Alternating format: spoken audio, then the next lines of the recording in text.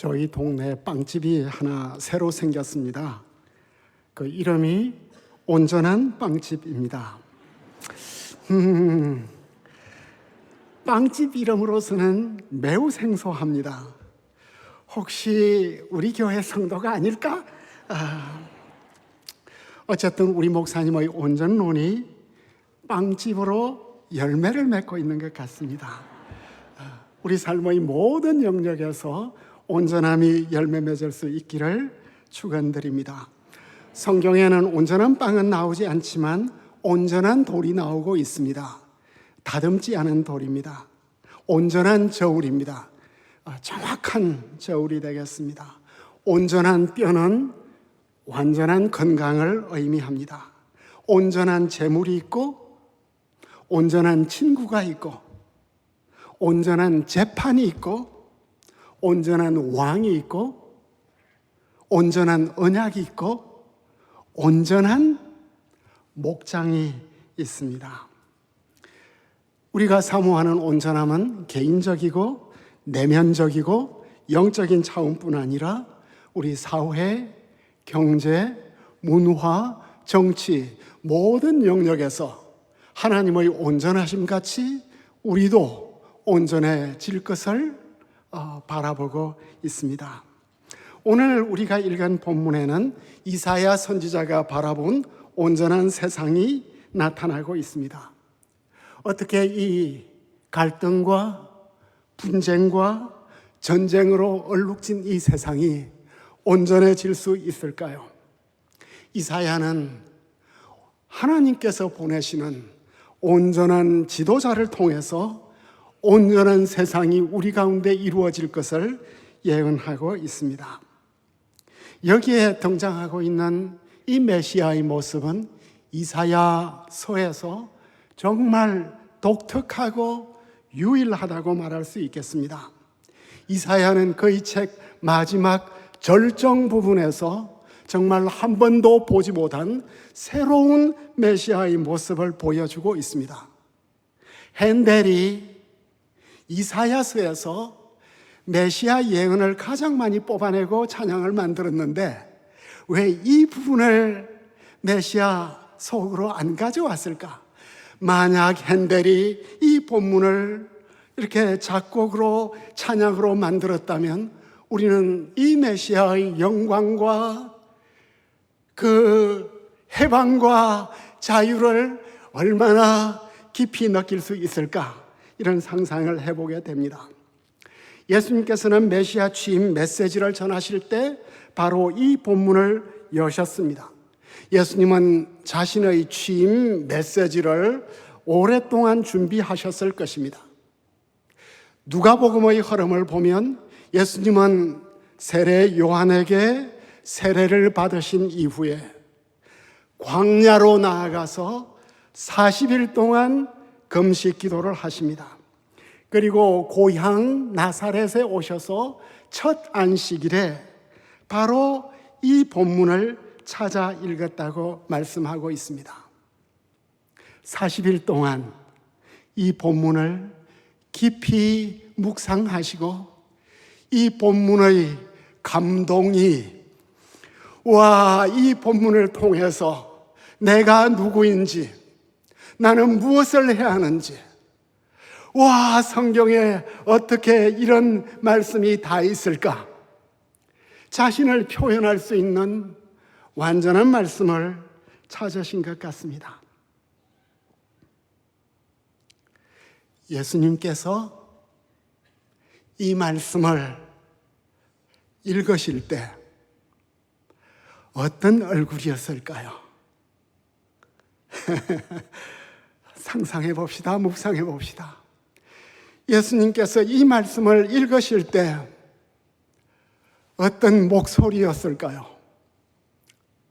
그 목소리를 우리가 들을 수 있다면 우리의 모든 상처가 순식간에 치유를 받을 수 있을 것 같습니다. 예수님께서 이 말씀을 읽으신 이후에 두루마리를 덮으시고 이 성경 말씀이 너희가 듣는 가운데 오늘 이루어졌다고 말씀하십니다. 오늘도 우리가 이 말씀을 듣는 지금 이 순간, 이 자리에서 이 말씀이 우리 안에서 이루어지는 은혜가 있기를 축원드립니다.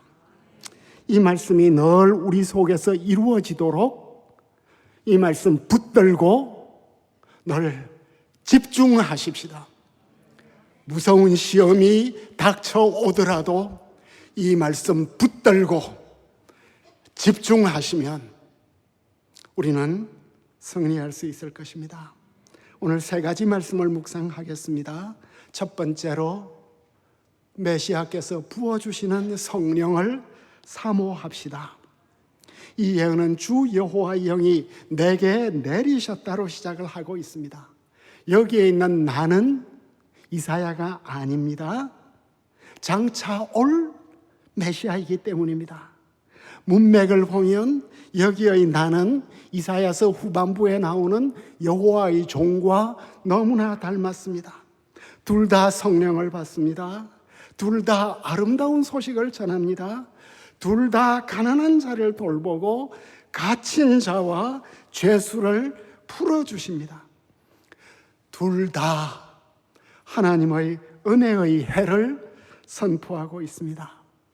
우리는 여호와의 종의 노래가 53장에서 끝났는 줄 알았는데 다시 주님의 종이 새로운 모습으로, 선지자의 모습으로, 대제사장의 모습으로, 왕의 모습으로 우리에게 찾아오고 있습니다. 주 여호와의 성령이 내게 임하셨다. 일시적으로 임한 게 아니라, 단회적으로 임한 게 아니라 항구적으로 메시아 위에 성령께서 임하여 계십니다. 이 예언은 예수님께서 요단강에서 세례자 요한에게 세례를 받으실 때 성령이 비둘기 같은 형체로 예수님 위에 임하더라. 왜 비둘기 모양으로 성령이 오셨을까요? 성령께서 비둘기 모양으로 우리에게 오신다는 것은 무엇을 의미할까요? 예수님께서 이제 평화의, 복된, 기쁨의 소식을 전하시는 분임을 우리에게 보여주고 있습니다. 예수님은 성령을 통하여 기쁜 소식을, 복된 소식을 우리에게 들려주실 분이십니다. 그리고 하나님께서 친히 너는 내 사랑하는 아들이라고 말씀하십니다. 초대 교회의 교부들은 왜 성부, 성자, 성령께서 영원히 서로 교통하시는데 왜 아들 예수에게 성령이 임하셔야지? 이런 깊은 질문을 던졌습니다. 왜 역사 속에 예수님에게 임하셔야 할까요? 그리고 대답하기를 예수님이 인성을 입으셨기 때문이다. 하나님의 아들로서 영원히 성령과 교통하시는 예수님께서 인성을 입으실 때는 우리처럼 목마르고 우리처럼 화나고 우리처럼 참 피곤하고 우리의 인성 속에, 이 연약한 인성 속에 성령이 임하실 때 어떤 변화가 이루어지는지를 예수님께서 다 보여주셔야 했기 때문입니다. 또한 구속사적으로 생각을 한다면 예수님께서 드디어 메시아로 취임하시고 앞으로 예수님께서 하시는 모든 일들이 성령으로 이루어지는 일이시고 또한 예수님께서 다른 보혜사 성령을 우리에게 보내주실 자라는 것을 알려주기 위함이었습니다. 여기에 성령 강림은 기름 부음으로 설명되고 있습니다. 성령은 우리에게 기름 부음처럼 임하십니다. 우리의 몸에 기름을 부으면 우리의 몸이 부드러워지고 모든 상처들이 아물고 기름을 부을 때 그 향기가 우리의 영혼을 즐겁게 하는 것입니다. 성령께서 우리에게 임하실 때 우리는 새 힘이 생기는 것입니다. 미가 선지자는 오직 나는 여호와의 영으로 말미암아 능력과 정의와 용기로 충만해져서 이스라엘의 죄를 그들에게 보이겠다고 말씀하고 있습니다. 우리도 이렇게 늘 성령으로 기름 부음 받아야 합니다. 성령으로 기름 부음 받는 것을 우리는 사모해야 합니다. 그렇지만 왜 우리가 성령 충만해야 할까요? 여러분들, 주님, 저는 왜 성령으로 충만해야 합니까? 이런 질문을 던져보신 적이 있습니까?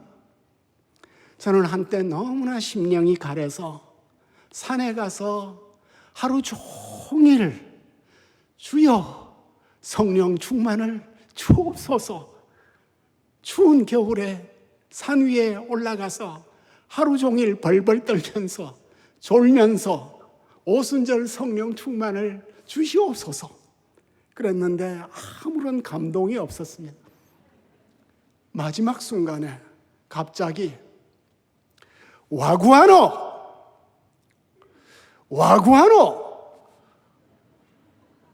그래서 제가 깜짝 놀랐습니다. 제가 성령을 구하는 이유를 모르고 그냥 달라고 했기 때문입니다. 아무 대답도 할 수가 없었습니다.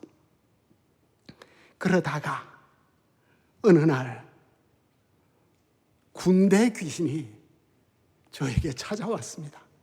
시도 때도 없이 폭격을 했습니다. 융단 폭격을.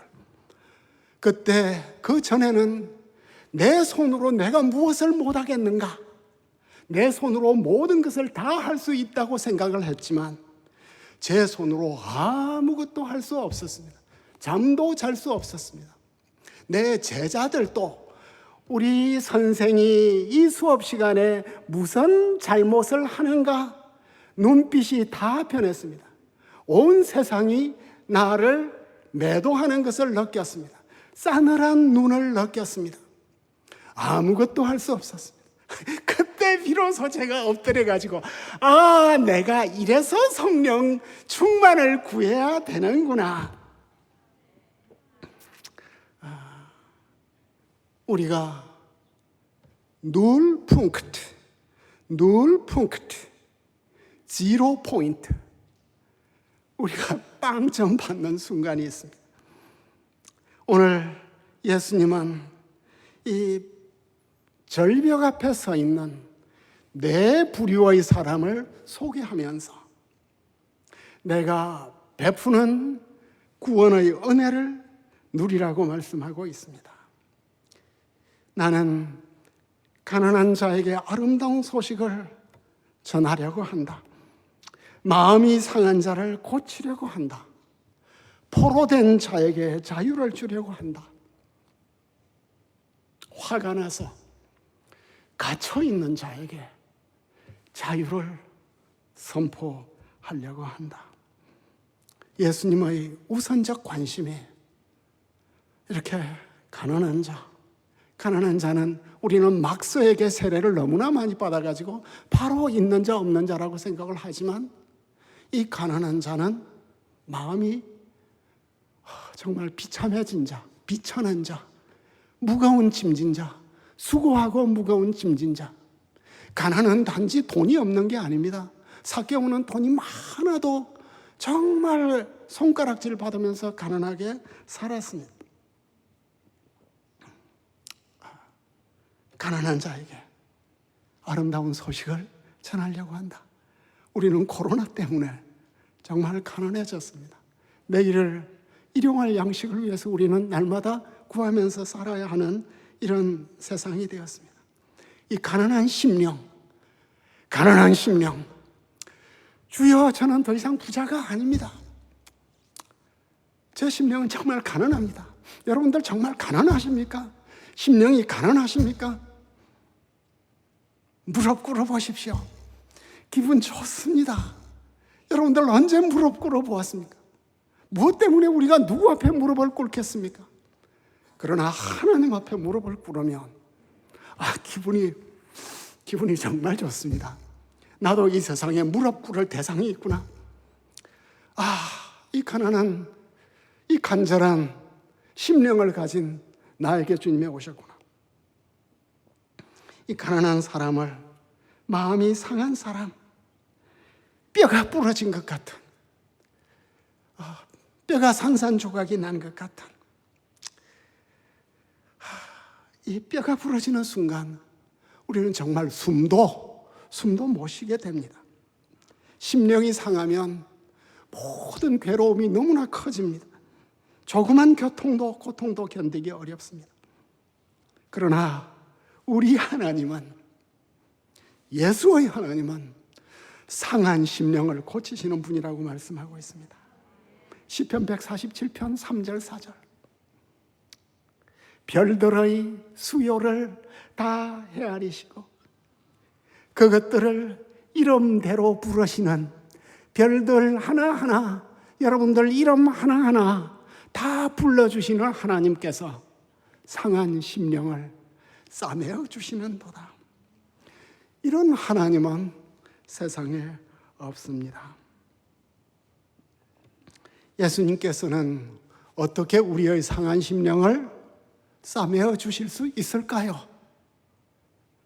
예수님은 우리와 공감하시기 때문입니다.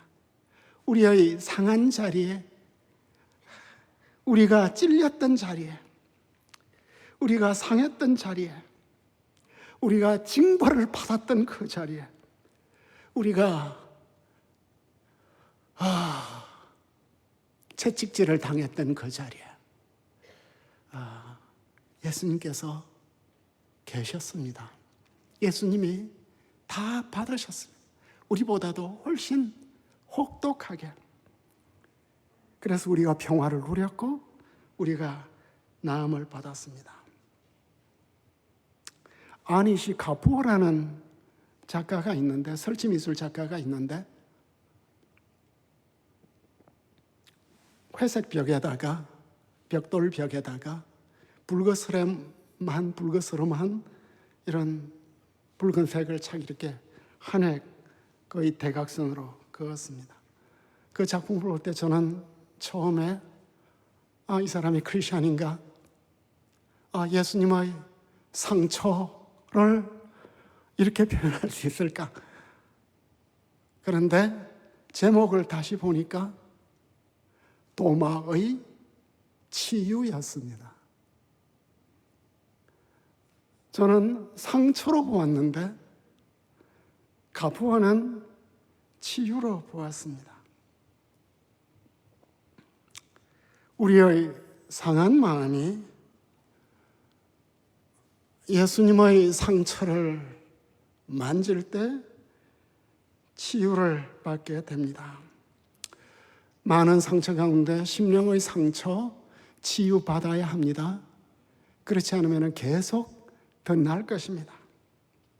우리가 이웃 나라들에게 받은 역사적인 상처도 그리스도인들이 치유받아야 하고 치유해야 합니다. 아니면 자꾸 덧날 것입니다. 언제까지 이 나라가 죽창가를 계속해서 부르시겠습니까? 교회가 6만 교회가 있는데 역사의 상처를 우리가 싸매어야 할 것입니다. 내 심령의 상처가 치유되면 놀라운 일이 일어나게 됩니다. 심령의 상처가 치유받으면 이상해요. 내 속에 백신이 생겨요. 면역 백신이. 그 독했던 것들이 다 이젠 치유제가 되고 치료제가 되고 나를 만나는 사람에게 면역 백신이 전달이 되는 것입니다. 예수님은 포로와 감옥에 갇힌 자들 다 풀어주시겠다고 말씀하고 있습니다. 인간 실존 가운데 가장 처참한 실존, 모든 것을 다 잃은 실존, 포로가 되는 것, 고국을 잃는 것, 시민권을 잃는 것, 감옥에 갇히는 것, 사랑하는 사람을 볼 수 없는 것. 사실 요셉의 인생을 보면 가난해졌고 심령이 너무 상했고 종이 되었고 그리고 감옥에 갇혔는데 다 풀려났습니다. 하나님의 역사입니다. 예수님은 이 구원 사역을 가져오시면서 하나님께서 나를 보내서 포로된 자에게 자유를, 눌린 자를 자유롭게 하려 하심이라고 말씀하고 있습니다. 여기의 자유는 이사야의 자유하고 또 좀 다른데, 포로를 놓아주는 것, 부채를 탕감해 주는 것, 내게 죄 지은 자를 용서해 주는 것, 매임을 풀어주는 것이 되겠습니다. 예수님은 연약한 우리를 풀어주기 위해서 오셨습니다.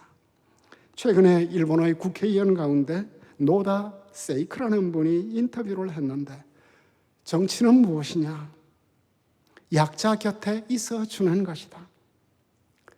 그런데 정작 내 아들이 장애인으로 태어나고 보니까 정말 이 사회가 이 약한 자들을 얼마나 냉대하는지 알게 되었다. 나는 새로 정치를 해야 되겠다는 말을 한 적이 있습니다. 성경적으로 볼 때 우리의 모든 억압, 냉대, 학대, 학폭, 이 모든 것들의 뿌리는 우리의 죄에 있습니다. 원죄에 있습니다. 자범죄에 있습니다.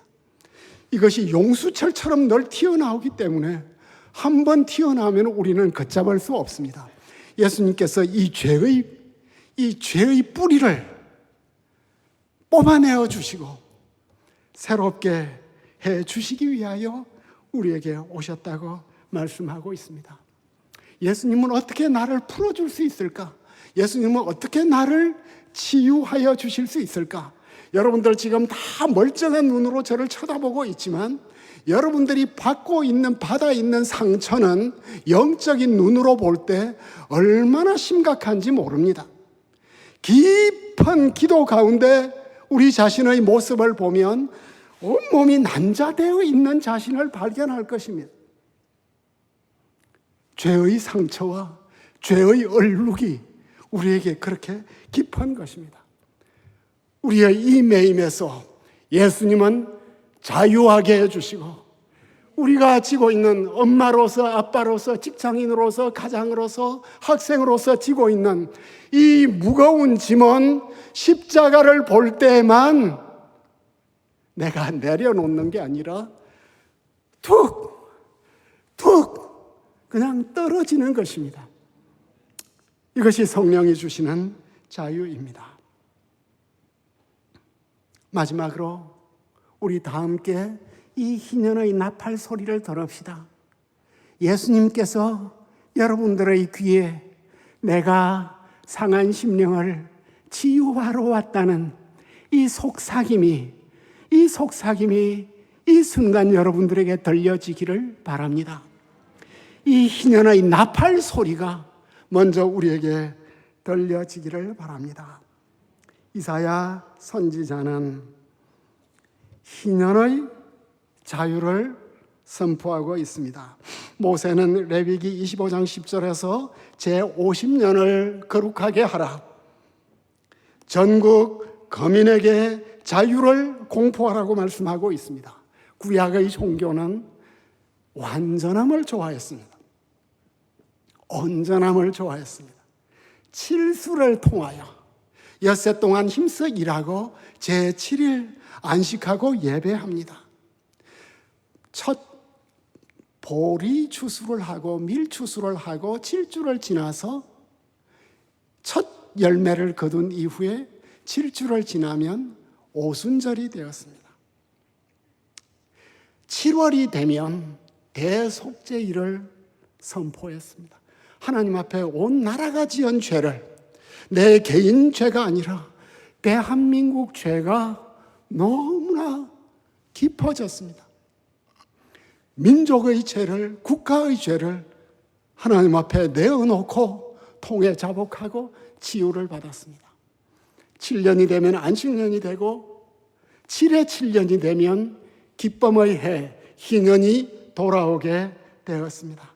그때 되면 모든 종들이 다 노임을 받았습니다.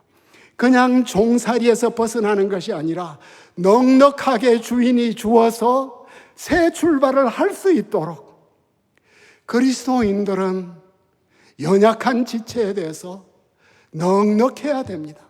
저는 이제 나이가 들어서 제 제자들에게 좀 넉넉해지고 친절해지려고 합니다. 내 책을 몰래 복사해 간 친구들에게도 그거라도 읽어서 잘한다고 제가 좀 제대로 쓰여지고 싶습니다. 50년이 되면 잃었던 모든 기업까지 다 돌려받아서 새 출발을 하게 합니다. 이게 얼마나 놀랍습니까? 이스라엘은 메시아가 와서 새 나라, 새 하늘, 새 땅을 창조할 구원사를 바라보고 있지만 7의 사이클 속에서 날의 7일과 달의 7일과 연의 7일을 통해서 우리의 모든 죄가 다 사함받고 새 출발하는 새로운 갱신을 바라보고 있었습니다. 모두 이 나팔 소리가 들릴 때 종되었던 모든 사람들이, 감옥에 갇혔던 모든 사람들이 이제는 고향으로 돌아가는 순간이었습니다. 예수님께서 바로 이 말씀을 읽으시고 이 성경 말씀이 너희 귀에 응하였느니라. 이것을 세번역에서는 너희가 듣는 가운데, 이 말씀을 듣는 가운데 우리는 어떻게 이 말씀을 들을 수 있습니까? 집중해야 할 것입니다. 이 말씀 가운데 오래 머물러야 할 것입니다. 많은 중보 기도를 드리는 것이 아니라 말씀을 하나로도 붙들고 집중하시고 중심을 잡으시면 이 말씀이 들려오십니다. 말씀이 오시고 성령이 오십니다. 오십니까? 그게 신앙생활입니다. 그게 왔기 때문에 내가 그 사실을 부인할 수 없는 것입니다. 1885년에 서양에서 노예제도를 제일 마지막에 공포한 나라가 브라질이었는데 수백 년 동안 노예제도를 움직이다가 1888년 5월 13일에 우리 브라질 의회는 즉각적이고 무조건적으로 노예제를 폐지한다. 구원의 은혜는 즉각적으로 무조건적으로 임하는 것입니다. 이것이 예수님이 우리에게 주시는 구원의 은혜입니다. 이 은혜를 우리 누립시다. 생활 속에서 그런 것들이 가득 쌓입시다. 누가 여러분들을 콱 찌르면 여러분과 예수님이 그동안 쌓았던 우정 때문에 그 우정이 내게 너무나 두터워져서 내가 크리스찬이구나 하는 것을 알 수 있도록 예수님 더 많이 아시고 더 친해지시고 유치원부터 유아 시절부터 주님 품 안에 안길 때까지 이런 것들이 가득 쌓여가는 매일매일 희년의 나팔 소리가 날마다 들려오고 내 뿔 나팔 소리가 아직은 미약하지만 여전히 날마다 불어보는 우리 성도들의 삶이 되기를 바랍니다. 사랑하는 주님, 성령이 우리에게 임하여 주시옵소서. 성령 없이는 우리가 살아갈 수가 없습니다. 인생의 가치가 그냥 호흡에 있습니다. 한순간에 사라지는 것이 호흡인데 성령 충만하게 하옵소서. 이 희년의 기쁜 소식이 날마다 우리의 영혼 속에 들려지게 하시고 또 우리의 이웃들에게 증거되게 하시고 사랑의 교회가 외치는 이 구원의 뿔나팔 소리가 온 세계에 들려지게 하여 주셔서 우리 주 예수 그리스도의 해방과 자유의 역사가, 진정한 해방과 자유의 역사가, 우리가 8.15 때 맛본 해방과 자유보다 더 완전하고 영원한 해방과 자유의 역사가 즉각적으로 무조건적으로 이루어져 가는 하루하루 되게 하옵소서. 예수님 이름으로 기도합니다.